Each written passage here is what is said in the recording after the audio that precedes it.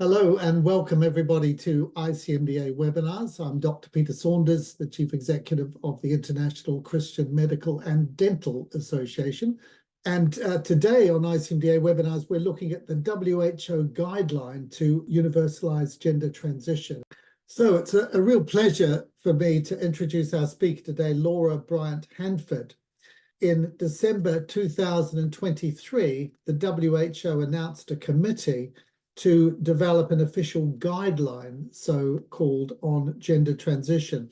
Most members, however, as it turns out, are transgender activists, and only half are medical professions.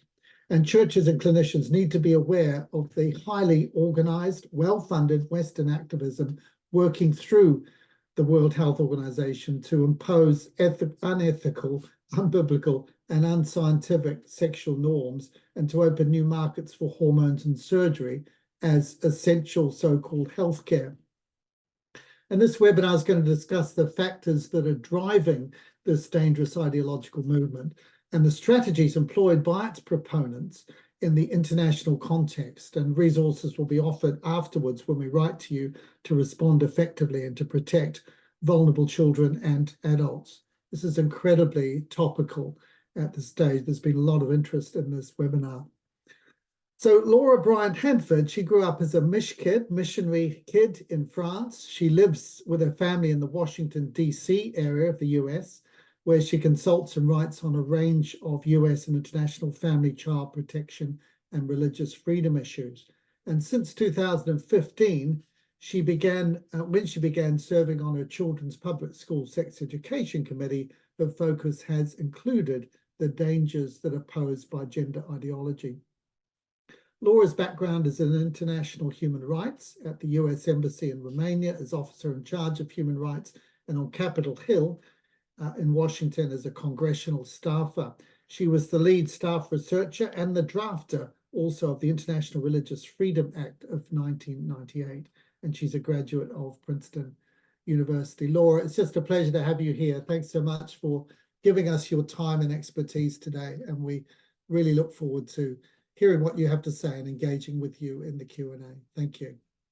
Thank you, Peter. It's really a pleasure to be here with all of you. I really appreciate the time and the opportunity to discuss these essential concerns. And as Peter and I were saying right before we started, this issue hasn't reached everyone quite, but it will. So this is a presentation that's we're going to cover a few major areas here, and I will try to explain clearly as I go. And just to be clear, I realize I'm going to be saying quite a few things that are that may require explanation or references, and I will provide those, but in the interest of time and clarity, we're going to move fairly quickly. So we're going to cover a few notes on sex and gender, and then specifically the WHO guideline that was produced or that was announced more recently, what should have happened, what actually happened, and then some concerns and a little bit more about who is actually sitting on the committee, and then some concerns about what is the implications of the guideline and the committee as proposed currently. And then some background pulling back into the larger context of where is this coming from, why the sudden push on these issues, and then how we can respond. And as Peter said, my husband and I have 5 children, and when the eldest started attending our local school, the school board began to pass really bad policies imposing gender ideology on our schools. And so I've been involved in this issue at the local, state, and national level. And let's start with a little introduction. This is big news. Sex is a matter of biology. This is a headline this is a post on Twitter from just a few days ago. And since all of you are medical professionals, I don't think this is big news to any of you all. But amazingly, this is a controversial topic. The author of this post is a Harvard professor and biologist, Carol Hooven, who had to leave her position within the last couple of years as a Harvard professor because she stated in the course of her discussions that there are 2 sexes. In the global north, in the US, especially in Canada, there have been major lawsuits against women who have insisted that women are female, which is hard to believe, but that's part of what the gender ideology context tries to say. And I personally had just a small contact with it when I was serving, after serving for 3.5 years on the sex education curriculum of my children's public school. I made a motion to only use the term sex or biological sex in the lessons that we were teaching children. And the reason was activists on this issue want to use a term, a sex assigned at birth. And of course, as you know, it's not assigned. It doesn't suddenly happen at birth. It happens from conception. So this is very much an ideological change in the language. But as soon as I made that motion to use only that term, which is consistent with the science, I was thrown off the committee. There was a big, it made the news. There was a big brouhaha. So it really is reaching into just many, many areas. So a few notes on this. It's a major area of controversy and debate, as I mentioned, in the wealthier Western and Northern nations. It's an area where people of very different beliefs, backgrounds, and political convictions have actually become allies because people from all these different backgrounds have seen the medical harms to vulnerable children and adults. They've seen the harms to women and girls whose same-sex spaces have been accessed by men, in some cases with ill intent, in sports and locker rooms, in prisons, and their harms to families who have lost their children to states that take them away from them because the families don't want to agree with the government that they're a different sex as the child may think they are. So to begin with, just the biblical framework is very clear. And I know since this is the Christian Medical Dental Association, we all start with this background. In the image of God, he created them. There's something binary male and femaleness uniquely reflects that image of God. Male and female, he created them. It's beautiful, it's simple. And in this case, as I mentioned, we have an expression of strange bedfellows in the US. One of the most famous atheist evolutionary biologists actually agrees that sex is a binary consideration. So now for the gender framework, and I'm going to quote to explain what is meant by gender. I'm going to quote a member of this who was appointed to the WHO guideline committee to come up with the guideline on gender ideology. And I believe the term, in the simplest possible terms, was not ironic, but this is from an article that Professor Ashley wrote. And I'm not going to bother to read it because it doesn't make any more sense when you read it out loud than when you just read it. But I do want to highlight the main thrust of it, which is you see the term subjectivity, subjectivity, subjectivity, subjectivity over and over 4 times in just this introductory definition. And here's another explanation. Unfortunately, this graphic, the gender unicorn, is used in many, many American schools to explain to children very young that these concepts about gender identity, gender expression, that sex is just assigned at birth, that there's all these different divisions of who we are. And essentially, it's up to us to put them together in the way that we want, and there should be no barriers to that. The UN definition, there's an official UN definition here, which is, again, each person's deeply felt internal and individual experience of gender, including the personal sense of the body, which may or may not correspond with the sex assigned at birth. So there you have that term again. Officially, in UN documents, in treaties and crime law, there really isn't yet a definition of gender. It used to mean just a polite way of referring to sex, the difference between male and female. That's still officially the term, but in many, many of the UN documents, there's a very concerted effort to change this, to remove the term, any reference to sexual biology, because if you can change it to gender, there's no requirement to it changes the law drastically. And we're in the middle of this battle actually in the US, and I will come back to some of the implications of using the term gender instead of sex. So I'll cover this somewhat quickly, but I just picking up on that definition by Professor Ashley about how subjective this sense of gender is. There are major issues over it. The main concern is it's a subjective inside concept that demands primacy over objective reality. And it's really the only issue in the Western world, or the primary one right now, where a person self-diagnoses that, oh, I think I might be in the wrong body. I'm a boy instead of a girl.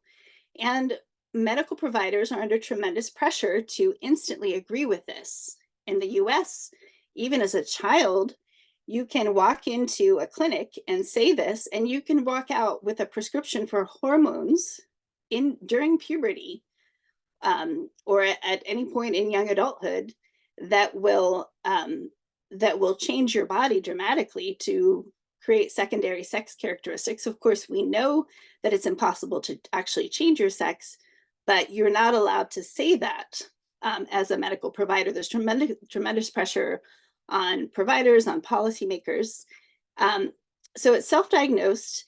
Activists claim the science is settled. This really is not true. It couldn't be farther from the truth. There's a lot of evidence that's accruing. Every systematic review that's been conducted, and there have been several, have led to the conclusion that the evidence supporting what we call gender transition is weak at best. And there's quite a significant evidence of harm. So it's no coincidence that the WHO's guideline wants to classify hormones as, again, self-care. And there are already some guidelines that were supposed to deal with HIV, and this has been happening since 2014, which of course is a good thing. But what has happened is, under the name of caring for HIV and providing medications there, it's branched off into whole other segments of what it means to create sexual health, is the term that's used for people who identify as a member of the opposite sex and who want to live in this other reality. So it's also self-defined, a real hallmark of this, almost as if we are now gods speaking reality into existence, is that to assert one's identity, one's gender identity, actually changes the reality. So there's an enormous amount of pressure. It's been in the UK, it certainly is in the US, to say trans women are women. And so now we have these ridiculous things where the Year of the Woman might feature, a major newspaper or paper might feature a transsexual man on the cover instead of a woman. And we're all meant to say, oh yes, this is true. Others must adhere to your subjective reality. It's self-referential, it's very malleable. So when people want to be, it's defended as an identity, which can't be pathologized. And in 2019, the 11th edition of the ICD did change the term transsexualism into, they removed the word into gender incongruence, because they shifted it from the category of a mental and behavioral disorder over into the category of sexual health. And that was a very significant and very deliberate change. They left it in the manual because, even though they're now calling it an identity, they want a medical classification because they want the provision of healthcare. So in this WHO guideline, this is the effort that was announced in December. It was supposed to happen with a guideline review committee, this whole series of steps. There's a handbook on what is supposed to happen in a guideline development. It's meant to be very evidence-based, very clear, very transparent. These are quotes from the guideline book. It's meant to ensure the guidelines are free from bias, that it's a comprehensive, objective assessment of available evidence, that the process is clear. We know who will be developing it, on what basis. It's supposed to be based on critical appraisal of included studies for quality, all these very reproducible methods, comprehensive, exhaustive, and systematic search for primary studies. This is all because, of course, I mean, as you know well, the WHO is meant to be the sort of premier, or likes to think of itself, and has a whole record of developing very systematic guidelines on a whole host of issues.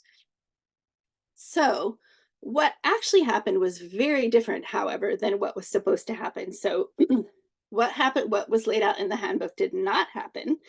This is, I might add, and you're thinking of transparency, this highlighted quote is from a footnote in the 2022 consolidated guidelines on HIV. So we're not even talking about guidelines dealing specifically with transgender or gender diverse people. This quote is from 2022, well before the committee was even announced.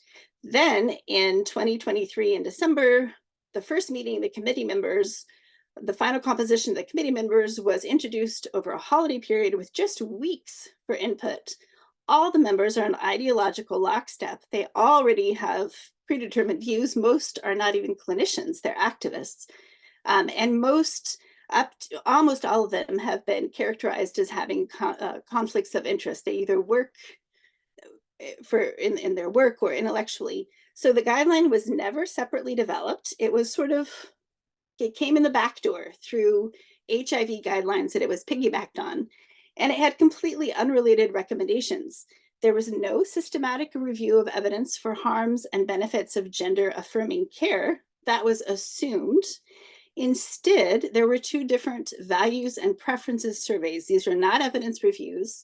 The first one in 2014, even though it was supposed to be about HIV, had 14 participants, and only 3 of them even had HIV. So a lot of it was a survey about what people felt in this community felt they needed for what they're terming sexual health. The 2019 survey was larger. I think it covered 50 respondents, and it was commissioned from a transgender activist organization called GATE and conducted by one of the people who is now on the WHO guideline committee. So this is an activist organization. It's not a medical organization. The major goals are ideological, legal, and social, not medical, even though there are huge implications for healthcare and social ramifications. Here are the 5 areas that the guidelines are supposed to focus on according to the WHO's announcement. The first is provision of what's called gender affirming care. And one of them is also legal recognition of self-determined gender identity for adults. So you can see from the beginning, no question has been raised, assessed, or anything as to the benefit or evidence for gender affirming care. It's just already assumed to be something that we have to work to provide. Self-determined gender identity erases legal protections for women and girls, and this is highly controversial. It has far-reaching social impact, including for safety, for women's rights, for healthcare, for crime statistics. In US hospitals right now, some of the software will pull up gender and not sex. You have to actually go digging for the sex because they don't want the records to show the biology. So here's a quick look at some of the guideline committee members. Nearly 2/3 of the panelists are human rights lawyers, activists, policy advisors. Only just slightly over 1/3 are trained medical doctors. Now you can see already what the problem is here for developing a guideline that's meant to be a medical or health-focused guideline. Most are involved with a group called the World Professional Association for Transgender Healthcare, WPATH, or the group that I mentioned before, Global Action for Trans Equality, or ILGA, which is one of the largest groups in Europe. Several of them are on staff with these organizations or in a senior capacity. Many of the members benefit financially from providing hormones or surgery to patients. Some are employees of pharmaceutical companies. Some are doctors that already provide this care. Some are groups of employees of groups funded by ARCIS, which is the primary funder of trans equality, and I will come back to the significance of that. Several helped actually create the WPATH standards, and medical organizations in the US or in the UK and other places claim that look to the WPATH and refer to WPATH as the gold standard for care. The problem is with that, and there has been one of the links I'll share at the end deals with some of this. They've been widely criticized as harmful, not supported by evidence. They support WPATH standards do not include any age limits for providing care or puberty blockers to children. Virtually all of these members have written or expressed views that demonstrate a predetermined view of the evidence. Remember, the committee is supposed to consider this evidence without bias. And they're bypassing the evidentiary stage altogether in many ways here. They're promoting the controversial position that medical transition, so transition into the other sex, or legal self-identification as the opposite sex, is a human right. And again, this is highly controversial and problematic for a whole host of reasons. And most of them also promote transition for minors. Here's one of this is Professor Ashley that I cited before. I won't read the title of the book because even just the title is is rather offensive, but it gives you a feel for the way that these activists present themselves. Dr. or Professor Ashley is a male who's claiming to be a female and who's very much of an activist in the transgender community, and has authored many articles promoting gender-affirming care without barriers or delay, including for minors. Professor Ashley is the one person that dropped off. It didn't say why. He's still listed on the membership, but just as someone who can't attend because of conflicts. Here's a few others. Here's one from Australia. Again, note that these people are largely from the wealthier Western Northern countries. A trans-identifying female to male activist. Here's Teddy Cook, former vice president and board director of the WPATH Australian branch, co-founder of, I won't show you the posts. I was originally going to post some pictures and they were too offensive to post, so I did not. But again, here's the promoting free and timely healthcare, of course, for gender affirmation, claiming that it's life-saving and affirming right, and of course, self-determination, that concept again over and over. This, I'm not entirely sure how you pronounce the name, but Russell is also a biological female who presents as a male or non-binary, and a senior policy officer for the large group that I mentioned, ILGA, which has historic ties to to a group that actively promotes pedophilia and making pedophilia legal. So those are just a feel for it. Now, GATE, here's Global Action for Trans Equality, is funded by Arcus. Arcus is the foundation of a biomedical industrial giant, a billionaire, John Stryker, who is one of a handful of very active LGBTQ plus figures in the whole movement, who pour literally millions, if not more, of their money into promoting these agendas all around the world. They're very, very active in the US. They fund all the groups that try to reach children at very early ages. They fund the campaigns of lawmakers that will change the laws in their favor. Their fingerprints are all over, but they are one of the main funders of GATE. And GATE, as I mentioned, was commissioned by WHO for a survey on values and preferences that was already incorporated into the WHO HIV guideline. And they have very sophisticated, it's actually quite remarkable in terms of the plan and the strategy and how clearly it's laid out. This is from one of their pages where they have short-term goals, and some of the markers for achieving those goals are the number of activists participating in technical processes. Note this, including ICD-11 implementation. And again, the change of that diagnosis from mental health into sexual health was an activist-driven change. The number and quality of GATE's engagement with international mechanisms. So they're very successful here. They've got several of their main people. Most of these activists, most of the members of the committee are connected to GATE. And then, of course, number of times down here that agreements and frameworks explicitly reference trans, gender, diverse, and intersex issues. They're developing allies, and publication, there it is, publication of WHO guidelines. So again, this is an activist group. They're not medical. I want to just run through quickly because I know we've got the time is moving along, but essentially, I'm just going to say what it is. This is ideological and financial colonialism. It's coming under the guise of healthcare, but it is determined, it is active, it is incredibly well funded. And we'll just go through here quickly 3 main areas of concern. So the medical and evidentiary support for gender affirming care and what that means in society, the social and legal implications of implementing ideology in society, and then the ethical and financial issues involved here.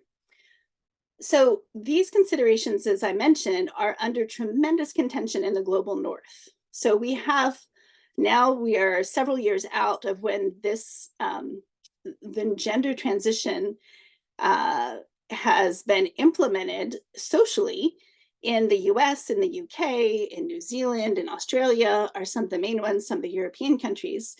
Um, by now, we have had tens of thousands of detransitioners, people who were told that what would make them happy was to become a woman if they were a man, or a man if they were a woman. Many of these are children, and that were told that would solve their problems. And so they went on their hormones, they had their breasts cut off, they had their genitals, in the case of boys, they had their genitals cut off and reversed into their body, um, in a procedure that to create a false vagina, which is essentially a wound that they have to dilate multiple times a day. So it's actually a wound that never heals, and it's to simulate a woman's body. Um, there are some of them have many of them have hormones, or most of them took hormones before doing the surgery, which for women creates permanent changes like facial hair, a different voice, all these sorts of things. Now, many of these people, now we have gotten to the point, since we're 10, 15 years out of when this became more popular, many are realizing this did not make them happy. In fact, it made life worse. And so they're now contending not only with the unhappiness they were trying to resolve at the beginning, but with all the damage to their bodies that has been done by these procedures. So we have many lawsuits in the US, in the UK, other places that deal with this damage. So portraying gender affirming care as medically necessary, much less life saving, is not supported by the evidence. At best, the evidence is weak. There's evidence of harm. Several countries that were promoting the practice and even invented the practice are actually pulling back or conducting systematic reviews. And consistently, when a country conducts a systematic review of the studies, of the quality of the studies, of how the studies were put together, they look at the data again, they come to the conclusion that it was too weak, the harms were too great. And just within the last couple of weeks, the British CAS review is the most comprehensive of these that was conducted over the last 4 years, and it has changed national policy within a matter of days because it was so comprehensive and well done. And it also, this is important for this population, the CAS review highlighted the need to extend the focus on ages 18 to 25. The CAS review focused on children, but the really vulnerable age is also that age where young adults are newly independent and legally able to make choices, but not fully developed yet in their ability to assess risk. Not their brains are still developing, as we know, and that is the target for the medical professions that are pushing this stuff. It is a target for activists who pull people into their communities, and for the big companies that can now freely provide hormones to these people. So imposing the belief that gender is more important than biology, and where there's a conflict that it trumps biology, there's no other word for it than ideological colonialism.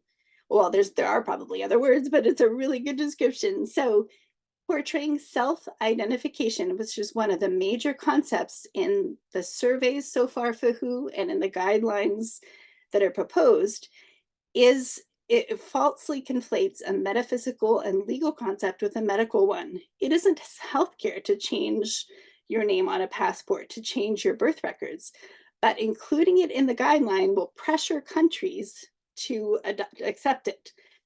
HIV and other care does not rely on the recognition of gender identity.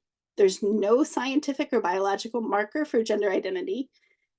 It's a metaphysical belief. It should not be imposed on cultures and religious communities that reject its premises. And as I mentioned, it's highly problematic in the West.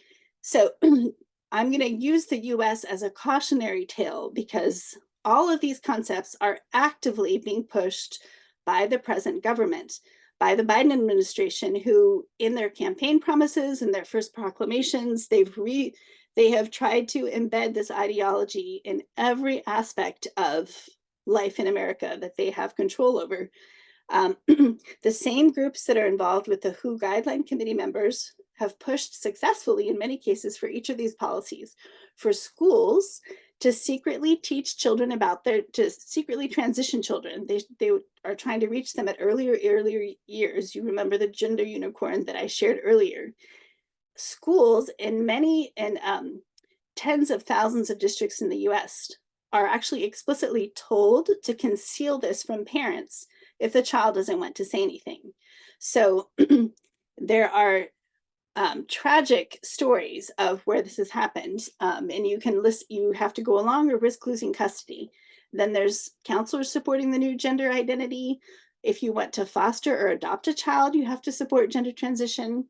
And you have all these doctors who are speeding into providing gender transitions. In prisons, for the first time, in female prisons, they are giving condoms out and finding women are pregnant because male inmates are housed with, if they just claim to be female, in some states are housed with women and assault them. So one of the main considerations is opening lucrative new markets for these hormones and surgeries. Surgeries are unbelievably expensive. If, as these committee members want to do, they can get these treatments categorized as essential medicines along the lines of antibiotics or retroviral or medications, all these things, then there's immense profit, if you can imagine, for the companies providing these things. There's also tremendous pressure for governments that are struggling to just provide the basics. Now they're expected to provide free surgeries that cost $100,000 per patient. This is crazy. In the US alone, just to give you a feel for this, the predicted market value by 2030 for gender transition hormones is 2.23 billion. For sex reassignment surgery is 5 billion. Now imagine what it means to open up the markets of the global South, all these huge markets that can bring in that much more money.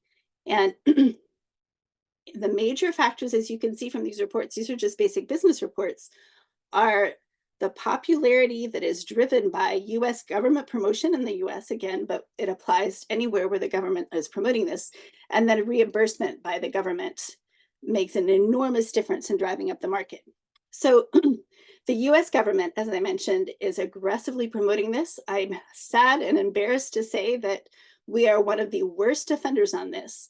And the present government is conditioning aid on accepting some of these premises. They're pouring unprecedented amount of funding into international LGBTQ programs. They're exporting programs to train kids to believe this, and they're aggressively promoting it just diplomatically.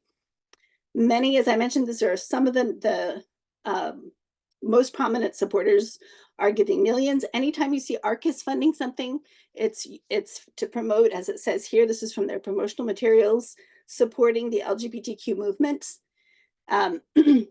And this is a picture, several of them are transgender themselves. So well, I'll be sending more resources on this, but obviously becoming informed is one of the major processes.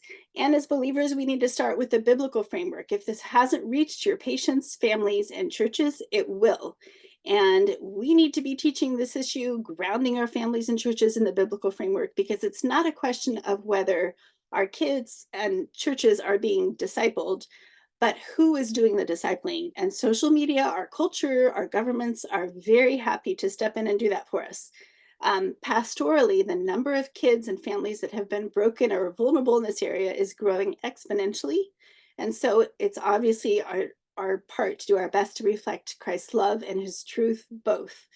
The scientific framework, become familiar with the studies, with the good studies, with the doctors. There's a range of allies on this.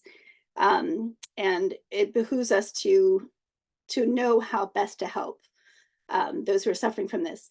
Developing allies. This meeting, actually, the WHO guideline has been controversial. I think the WHO was surprised by those who wrote into protest. Many doctors and people from around the world protested. So they said for the moment they're limiting the guideline to adults. The meeting was delayed. It's not clear what's happening with it now. But there's also, and I will include this in the links, providers in these countries. The WHO prides itself on not being a force for colonialism. And so countries and providers that have concerns about this need to push back and say, this is not what our country needs. This is not what our patient population needs. We need to request that the committee be disbanded and all the guidelines be discarded with those that were not developed with the WHO handbook. And there needs to be reliance on evidence and also a separation of the legal from the medical issues. So that's all I have for you, but I'm happy to discuss any questions.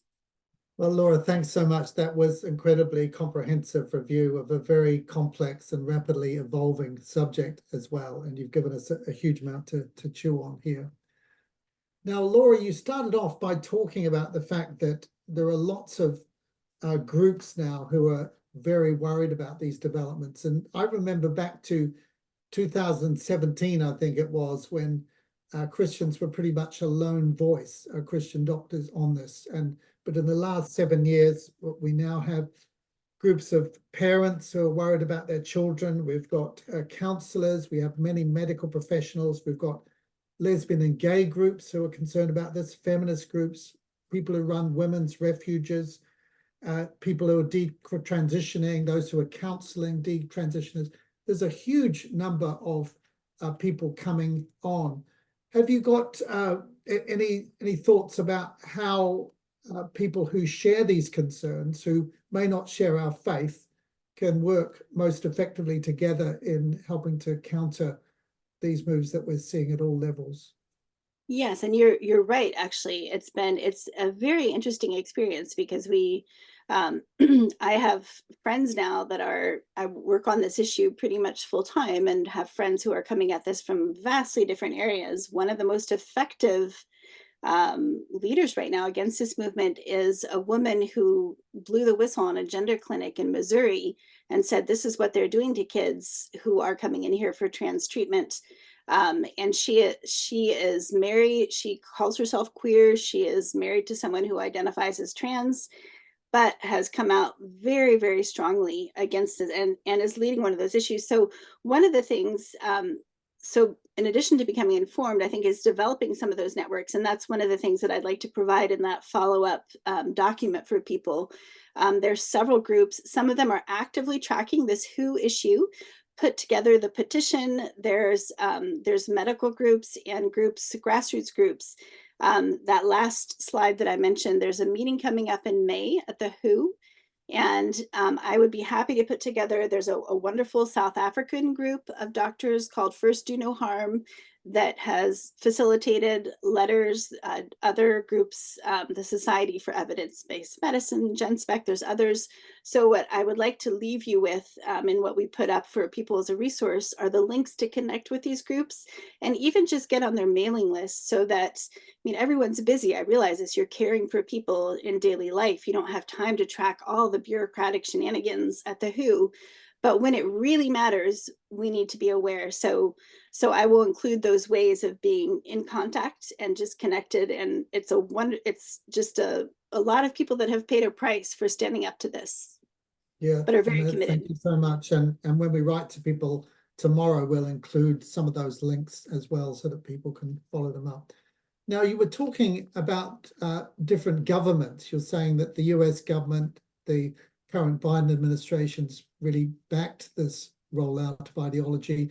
There've been other governments around the world which are backtracking. We're seeing an interesting situation in the UK at the moment on that, which we can perhaps come back to.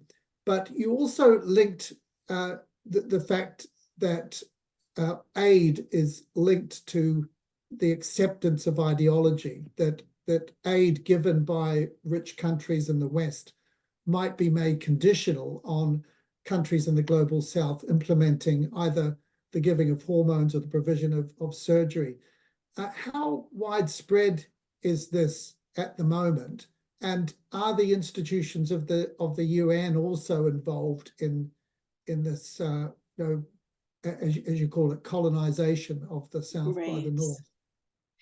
I would say it's quite a sophisticated sort of group of allies that work to put all these things together. I mean, there's and just to on the government front and conditioning it, 4 years ago, leading up to the last elections in the US, I wrote an article for the Christian Post, and looked at what does this administration plan to do. And there was a 25-page detailed plan for how the government planned to export this ideology all over the world. And the thing that was so striking to me was it gave me just it sort of my stomach sank, because it almost took the legislation that I had worked on, the International Religious Freedom Act, and it was almost using that almost as a blueprint to go in every diplomatic area, to go in all the programs, all the diplomacy, and we even have a special envoy for these issues. My husband, who worked with me on the legislation, was later appointed by President Bush to be the ambassador for international religious freedom. So we saw how this all works. It's you work with programs, you work with the funding, with all of them, and it's being pushed very systematically. I would say be aware if you're in a country. This is part of where countries need to have their doctors and providers backing them up. If there are conditions coming in, and the U.S. foreign aid officers have been told to include a component to foster LGBTQ promote, whatever they are, legal gender recognition, the social goals, the medical goals. So a lot of money is coming from that. Of course, a lot of money is partnering then from these other groups that really become intertwined almost in an indistinguishable way, like they did with this WHO committee, where most of them are WPATH or GATE members. That didn't fully answer your question, but it's quite prevalent. For the US, I know it's very intentional, and I think it's happening from other countries as well. There's often official representatives, there's official positions they take. They're arguing for these treaties at the UN. They're arguing for redefining sex into gender. So it's very prevalent. And you've given us a really good picture of how intentional and orchestrated and international there is, and how there's big money behind it as well. And we can see that the motivation, you've talked both about the ideological motivation, but also the economic motivation as well, that there's a $2.3 billion industry out there in hormones, a $5 billion industry worldwide in surgery as well. That's just the US. Growth industry. That's just the US. That's just the US. So imagine what that looks like globally. What do you think is the main driver? Is it ideology, or is it economics, or is it a mixture of both? Is it possible I to think say? it's usually a mixture. I mean, there are people involved in this movement. In fact, one of the links I'll provide is a feminist investigative writer who was the one that has been doing a lot of the tracking, Jennifer Billick, of all the funding for the last 10 years. She's been digging into how these billionaires are really transforming. They've been able to transform whole states in America, and they're trying to do the same in the US. I'm sorry, I just lost my train of thought there, but she's been tracking how they do this, and for her, she thinks it's primarily financial. I think it's a combination. I think a lot of doctors that provide this care are convinced that they are helping a vulnerable population. This is the way to do it. I think people rarely do something thinking, oh, I'm going to go out today and try to ruin a child's life. That's not the way people operate. But they are very captured by this ideology, and by it gives a cause. I think it's a combination of ideology, and it's also, we're now in this position where, going back to the biblical norm, we're in a position where we're telling people and actively promoting this idea that I am my own God. That's always been appealing. I can speak my own reality into existence, but now we have whole well-funded structures that are trying to just impose this new reality and change the whole structure of reality. They're very clear about this in their writing. They're determined to impose a new reality. So we're not even we're talking about people that want to fundamentally change the norms. That's ideological, but it has all this backing. And of course, there's no way to distinguish the money-making aspect from the rest of it, because it just funnels and supports it. So when there are billions of dollars to be made, you cannot discount the financial incentive for this. Yes. Now, coming back to the committee which put the guideline together, and you showed us how the vast majority of people appointed were not medical and they were ideologically motivated. Many of them were working for groups like GATE Right. or WPATH already. But someone must have appointed these people. And given the WHO guidelines and commitment to objectivity and evidence and so on, who appointed these people and why? Were they just seduced by the ideology? Were they part of the movement themselves? Were they afraid of being intimidated by often very actively critical trans groups? But what happened there in the UN? That's exactly the question that I asked a couple of months ago when this first came up, to sort of what in the world happened here? How is this medical organization? It is true that a lot of the bureaucracy at the UN, in various parts of it, are very much more to, I would say, on the spectrum, including the current leader, are more in the Marxist and sort of socialist mindset of changing the power structures and seeing health holistically as a human right. So that lets you pull in all kinds of things into the health basket that really aren't health, but that are connected to this particular view of human rights. So I think as a field, certainly in the US, I mean, medical schools and certainly people that go into the fields of development typically tend to already have very, very, what we might call progressive views. And so, even though they're really not progressive, but there's sort of a feeder, a feeder system that people are already down that path of thinking, well, of course, we're just going to affirm whatever they want. This is how we respect, this is how we grant human rights. So people don't have a good sense of the distinctions between what might fall under human rights category, or they think that human rights are something that we would not consider a human right, that would be like more of a social position, but not a human right. And so I think they're just already embedded in the system. I can't say who specifically appointed these people, but I think that there is a level of capture. I went back to 2014 is when you first start seeing some of these things where they asked transgender people in these communities and transgender experts, which again would be people that are already working very closely in this community. They're already sold on trying to eliminate barriers to gender affirmation. They asked them what would help you live a healthier life. And so, of course, they said free medical transition. A lot of people are self-administering hormones or going to sketchy places for surgeries, and they would much prefer their governments to provide those things for free. So I think that was 2014. I mean, that's 10 years ago. So I think behind the scenes, there was already this mindset. So they somehow decided that wasn't even an issue to consider. No evidence reviews, nothing. That one's settled, which it really wasn't. But so I think that there needs to be just a pullback to the very beginning of, like the CAS review did. What are we doing? We're providing gender affirming care. Is this helping kids or harming them? Well, it might actually be harming them. So I asked that very same question. Yeah, absolutely. And you've talked about institutional capture, and I think all across the Western world we've seen not only political parties captured, but also businesses, universities and colleges, and then of course the medical profession, because as you said, the changes that took place in the ICD-11 and the DSM-4 predated all of this. So there were powerful aspects of the medical profession captured early on. And I think what we've seen now with the CAS review, of course, is we're seeing at least sections of the medical profession fighting back. And I know the main concern of the CAS review was the giving of puberty blockers to children, and in a non-reversible way, without any scientific evidence to show that it was going to be helpful. And we know that 80 to 90% of children who initially identify as trans will change their view as they grow older into adolescence as well.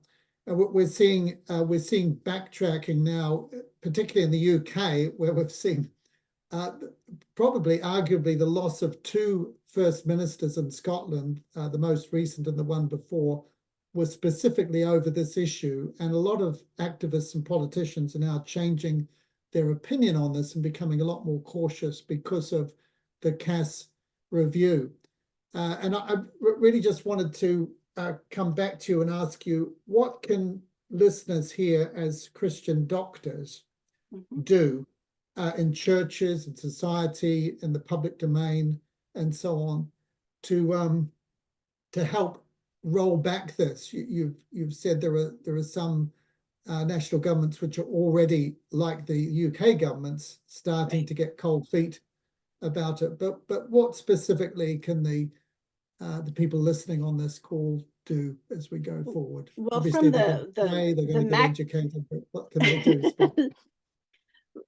From the macro to the micro, I mean, talking about it, teaching to it, including it in what being aware of the different aspects of it, driving it, and the different, obviously the different concerns, but to the micro and to what is actually going on. It's not so micro because it's the WHO guideline trying to impose this on the whole world. I would love to see, there have been, and I'll include those in some of the resources, but the letters from doctors, from people in country, were very effective. And I think for one step about this guideline in particular, I think it begins May 27. And someone in the chat, people is referring to it, which is true. There's another opportunity to try to get this issue addressed and on the radar for the WHO, because the leadership needs to hear from member countries that this is not what they want.